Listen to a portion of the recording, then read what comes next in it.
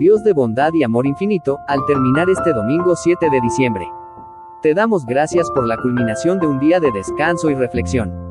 Gracias por la renovación de nuestra fe y por la alegría de haberte honrado. Tu presencia ha sido nuestro mayor regalo. Al acercarnos al sueño, te pedimos perdón si en algo te hemos ofendido.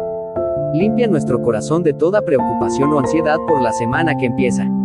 Ayúdanos a vivir bajo la certeza de tu providencia y no bajo el temor. Señor, te entregamos nuestra noche y nuestro descanso. Sé el vigilante de nuestro hogar y de nuestra familia. Que la paz que hemos cultivado hoy nos acompañe en el sueño. Te encomendamos la semana que comienza. Danos la fortaleza para levantarnos y enfrentar nuestros deberes con diligencia, y la humildad para pedir ayuda cuando la necesitemos. Te rogamos por quienes hoy cierran el día sintiendo la carga de la soledad o el dolor. Que tu consuelo sea su refugio. Que durmamos en la seguridad de tu amor y despertemos mañana con un espíritu valiente y dispuesto. Amén.